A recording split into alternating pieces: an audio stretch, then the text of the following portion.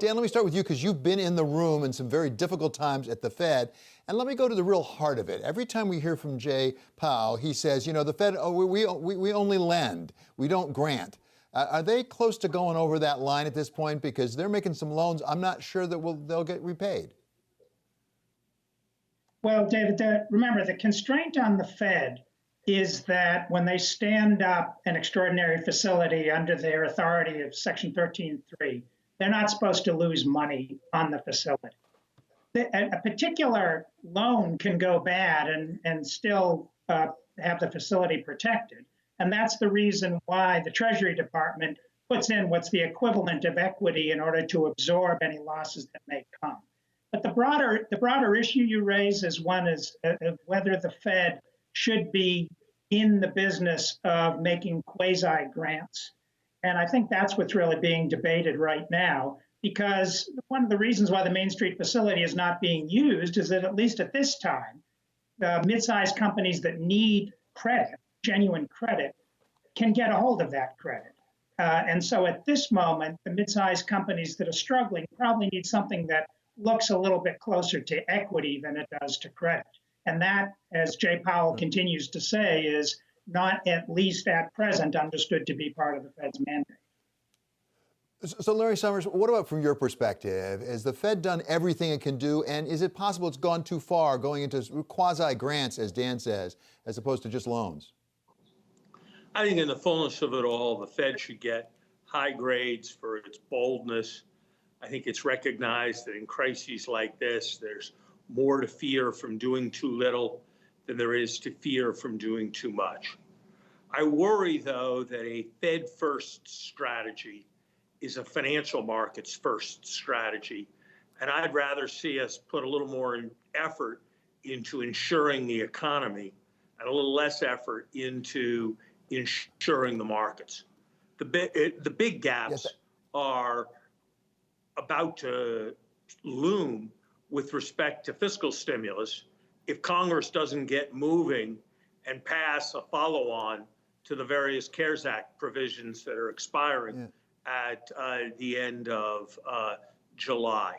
I think Jay Powell's right to be careful about involving the Fed too much in basic political decisions about the allocation of credit. You know, here's an analogy that helps me at least think about it. There probably are people who think that if the Supreme Court would get involved in adjudicating the issues around police behavior, they'd do a better job than anybody else. There are probably people who think they have credibility beyond what other people have.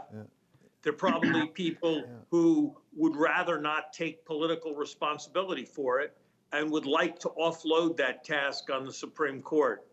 But I think if somebody tried, the Supreme Court would resist, because it would recognize that in a long-run sense, becoming so involved with politics would corrode its role. And I think that's the kind of challenge that the Fed faces. And I think, all things considered, Jay has navigated pretty well. Right. But his errors certainly have not been of being too passive.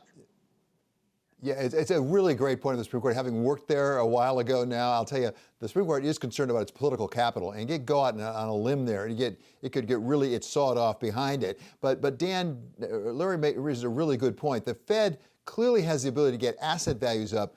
Does it really have the ability to affect the underlying economy and get it growing?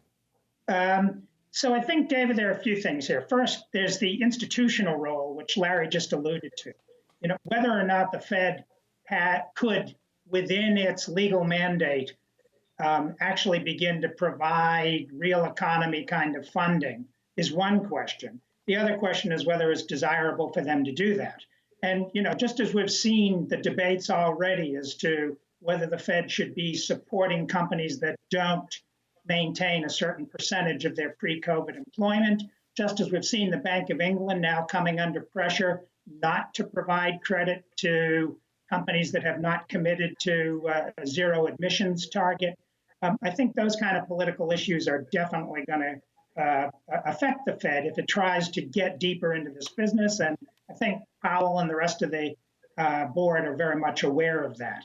But then you've got the additional issue of, even if the Fed were willing to do it, and even if it could manage legally to do it within the Federal Reserve Act's mandate, does it really have the technical capacity to do it? I mean, the Fed has bank examiners and bank supervisors who are pretty good at making sure that banks don't overextend themselves, but they don't have people who are experienced in, and they don't have the numbers that would be necessary to make the kinds of judgments that really are needed if you're trying to decide, for example, will this company have a good prospect in a year if only it can make it through the COVID problem now? So I think there are legal issues, there are institutional issues, and as Larry was mentioning a moment ago, there's also a political responsibility question here, because ultimately it really is the responsibility of the Congress to make these choices.